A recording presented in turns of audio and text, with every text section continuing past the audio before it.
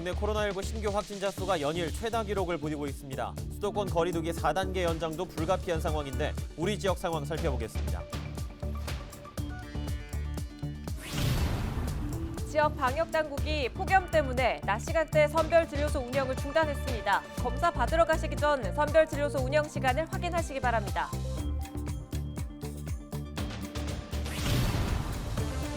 국민의힘 김포시 의원들이 성명을 내고 상임위 부결에도 본회의에 올라 통과된 김포시 추경안이 포퓰리즘 예산이라고 지적했습니다. 민주당은 민생 경제를 위해 불가피한 코로나19 추경이었다고 맞받았습니다. 폭염과 열대야가 이어지면서 온열 질환자가 크게 늘었습니다. 수분 보충과 체온 관리가 중요합니다.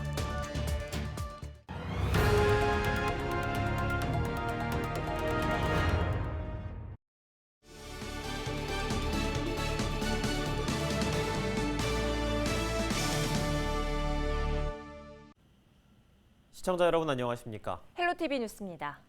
국내 코로나19 신규 확진자 수가 연일 최다 기록을 깨고 있습니다. 수도권 확진자 수도 좀처럼 줄지 않고 있는데요. 서울과 경기, 인천에서만 하루 1,000명에 가까운 확진자가 발생하고 있습니다. 이대로라면 수도권 거리두기 4단계 연장도 불가피해 보입니다. 취재기자 연결해보죠. 이세진 기자, 신규 확진자가 또 늘었죠? 네, 하루 만에 또 역대 최다 확진자가 발생했습니다. 22일 기준 신규 확진자 수는 모두 1,842명입니다. 전날보다 58명 늘어난 건데요. 국내에서 코로나19가 발생한 이후 가장 많은 수입니다. 이 가운데 60% 이상은 수도권 확진자입니다. 서울과 경기, 인천 확진자를 모두 합하면 1,000명에 달합니다. 이날 서울 확진자 수는 400명대, 경기 확진자 수는 300명대를 기록했습니다. 인천도 130명에 달했습니다. 다만 방역당국은 최근 일주일 동안 하루 평균 수도권 확진자 수가 900명대에 머물러 전체 발생 대비 비중은 다소 감소한 것으로 봤습니다. 그런데 지금 변이 바이러스까지 겹치면서 확진자 증가세를 잡는 게 좀처럼 쉽지 않은데 지역사회 안에서는 집단 감염도 계속해서 발생하고 있죠? 네, 그렇습니다. 이번 4차 유행은 특히 일상 공간 안에서 빠른 속도로 전파되고 있다는 점이 특징입니다. 전날에 이어 최다 확진자가 나온 인천의 경우만 보더라도 최근 집단 감염이 발생한 장소가 회사나 주점, 대형마트나 체육시설입니다. 특히 이달 초 첫 코로나 확진자가 발생한 인천의 한 주점의 경우 누적 확진자가 100명을 넘어섰습니다. 이 가운데 전파력이 강한 델타 변이 바이러스에 감염된 확진자도 있는 것으로 파악되고 있는데요. 접촉자를 중심으로 확진자가 계속 나오고 있기 때문에 주점 관련 누적 확진자는 더 늘어날 것으로 보입니다. 네, 지금과 같은 상황이라면 이번 주까지 예정되어 있는 수도권 거리두기 4단계 조치도 더 길어질 수밖에 없을 것 같습니다. 어떤가요? 네, 계획대로라면 수도권 거리두기 4단계 조치는 이번 주말인 오는 25일까지로 예정돼 있습니다. 정부는 늦어도 오는 25일까지 수도권 거리두기 단계를 연장할지 확정해야 하는데요. 이번 주까지 상황을 지켜보면서 단계 조정 여부를 결정한다는 게 방역당국의 입장입니다만 확진자 수가 늘어나고 있는 만큼 현재 거리두기를 완화하기는 어려울 것이라는 예측에 무게가 실리고 있습니다. 당국이 언급한 거리두기 효과가 뚜렷하게 나타나지 않는 이상 수도권 4단계 거리두기는 연장될 수밖에 없는 상황입니다. 알겠습니다. 지금까지 이세진 기자였습니다. 최근 코로나19 감염이 확산하면서 선별 진료소를 찾는 시민들이 늘어났는데요. 무작정 검사를 받으러 갔다가는 자칫 헛걸음을 할 수 있다고 합니다. 더워진 날씨에 선별진료소 운영 시간이 변경됐기 때문인데요. 지자체마다 운영 시간이 달라 검사를 받으러 가기 전에 확인이 필요합니다. 김진재 기자입니다. 인천의 한 임시선별검사소. 원래라면 의료진과 검사를 대기하는 시민들이 있어야 하지만 천막안은 텅 비었습니다. 낮 최고 기온이 35도를 오르내리자 낮 시간대 임시선별검사소 운영이 중단된 겁니다. 인천시는 무더위가 이어지자 폭염경보 발령 시에 임시선별검사소 운영을 낮 1시부터 4시까지 중단하기로 결정했습니다. 주차장 아래 마련된 부천시의 한 임시선별검사소입니다. 천정 가림막이 햇빛을 막아주고 있지만 더위까지 피하기는 역부족입니다. 폭염과 사투하는 의료진의 방호복안은 어느새 땀으로 젖었습니다. 약간 사우나 들어갔다가 나온 다음에 한 2분 정도 있는 그 정도 얼굴이 약간 계속 가장 덥고요. 그리고 방호복이라서 바람이 안 통하니까 옷 벗은 다음에는 전체적으로 위에도 그렇고 밑에도 그렇고 땀이 좀 많이 나오는 거 그게 가장 힘들어요. 더위가 가장 힘들어요. 폭염이 이어지자 부천시는 다음 달 13일까지 낮 12시부터 오후 2시 사이 선별진료소와 임시선별검사소의 운영을 중단하기로 결정했습니다. 김포시는 대기시간 등 시민 불편을 고려해 운영시간을 변경하진 않았지만 폭염에 따른 직원 보호를 위해 교대시간 조정을 검토하고 있습니다. 이외에도 각 지자체는 실내 휴식 공간을 마련하고 얼음조끼를 지원하는 등 폭염 대비에 나서고 있습니다. 온열 질환 등 건강을 좀 회복할 수 있는 데 도움이 되고자 변경하게 되었고요. 휴식 시간과 더불어 냉방조끼 그리고 이동식 냉풍기 이런 것들을 준비해가지고 예년보다 짧게 끝난 장마에 이어 폭염이 기승을 부리면서 방역 현장에서는 더위와의 사투가 이어지고 있습니다. 헬로티비 뉴스 김진재입니다. 코로나 지원 대책을 담은 김포시 추경안이 진통 끝에 의회를 통과했지만 엇갈린 입장을 냈던 여야 의원들의 갈등은 깊어지고 있습니다. 국민의힘 김포시 의원들은 21일 본회의 직후 공동성명을 내고 김포시가 지방선거를 의식해 편성한 포퓰리즘적 예산이 상임위 부결에도 본회의에 부의됐으며 민주당의 힘의 논리로 결국 통과됐다고 지적했습니다. 이에 더불어민주당 김포시 의원들도 22일 성명을 내고 민생을 위한 이번 추경을 포퓰리즘으로 보는 것이 오히려 정치적 계산이라고 맞받아쳤습니다. 그러면서 야당 의원들 입장에 따라 일방적으로 파행된 상임위원회 대신 해당 사안을 본회의에 직권 상정한 것이라고 주장했습니다. 한편 지난 임시회에서 의회는 김포시가 편성한 200억 규모 추경안 가운데 초중고생 비대면 교육비 예산을 두고 찬반 대립각을 세웠으나 표결에 따라 관련 조례와 예산 모두를 원안대로 통과시켰습니다.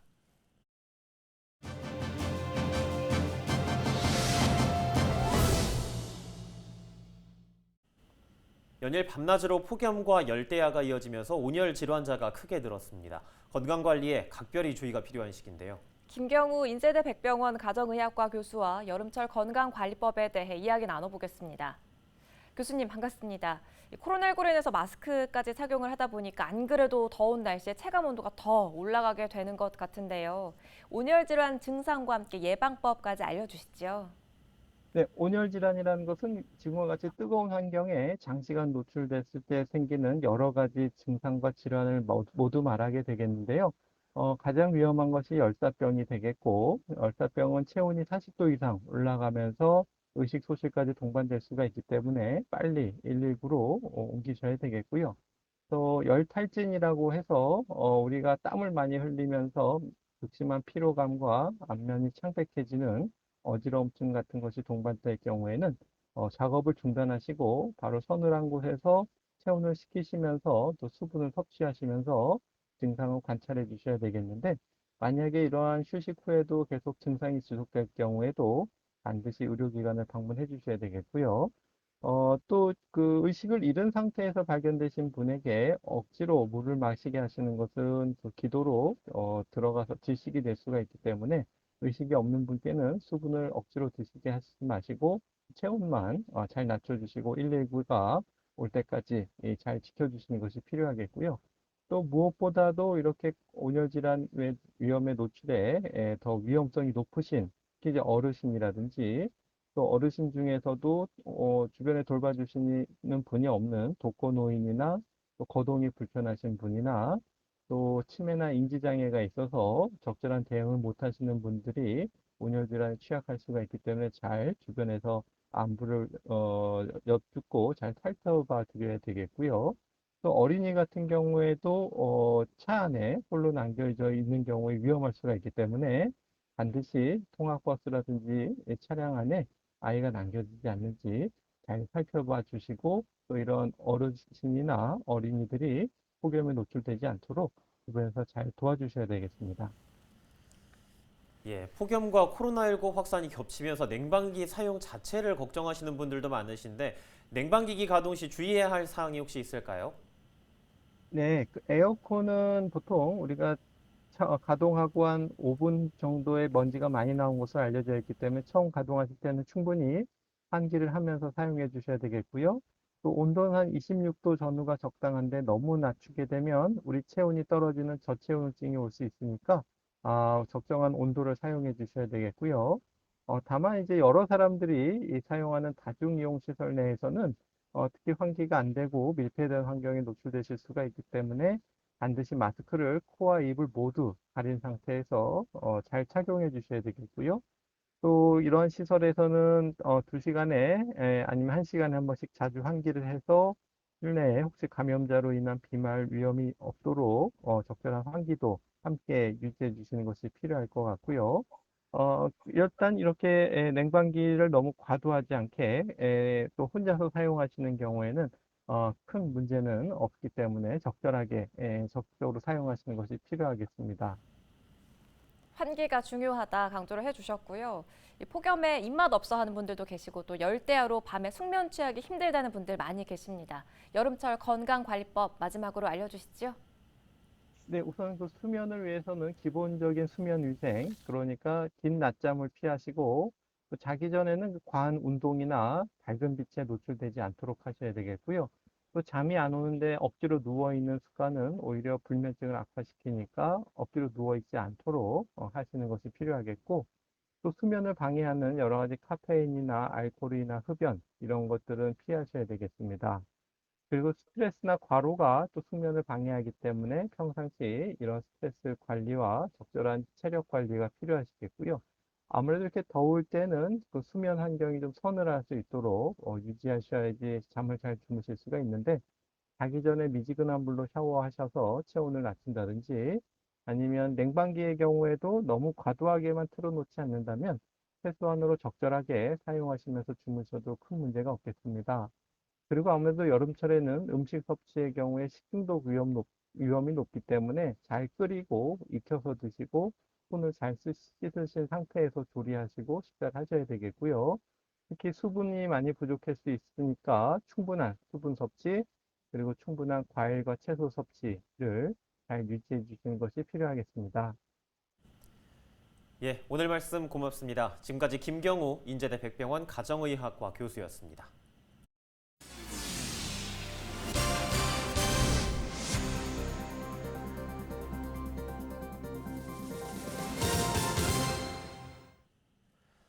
부평구 십정이동이 쓰레기 무단 투기를 해결하기 위해 클린데스크를 운영하고 있습니다. 클린데스크는 책상과 의자, 쓰레기 배출 방법 안내푯말로 구성됐습니다.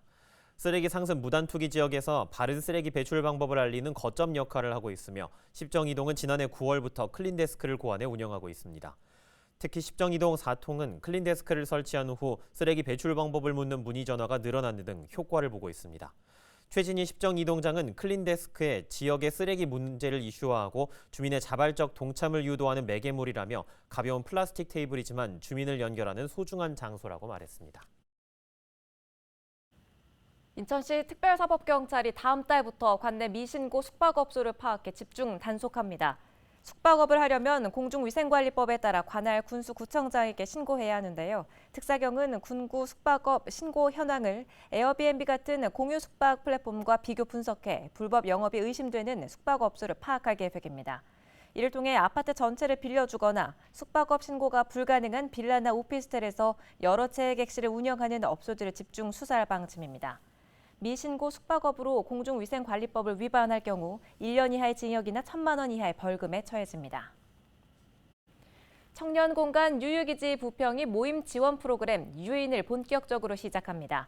유인은 3인 이상의 인천 청년 모임이 지역 이슈와 관련된 프로젝트를 수행할 수 있도록 활동비를 지원하고 전문가를 연결해주는 프로그램입니다. 불볕 더위가 사람의 목숨까지 앗아가고 있습니다. 올해 온열 질환으로 숨진 사람이 6명이나 된다고 하네요. 네, 그야말로 살인적인 더위인데요. 공사장과 논밭에서 장시간 일하다가 쓰러지는 경우가 종종 있습니다. 정말 조심하셔야겠습니다. 예, 특히 오후 2시에서 5시 사이가 가장 뜨거울 때이기 때문에 이 시간 야외 작업이나 비닐하우스 작업은 꼭 피하는 것이 좋겠습니다. 건설 현장이나 농업 현장 등 야외에서 일하시는 분들 각별히 주의하시기 바랍니다. 오늘 저희가 준비한 소식은 여기까지입니다. 저희 헬로티비 뉴스는 언제나 지역민 여러분과 함께하겠습니다. 시청해주신 여러분 고맙습니다.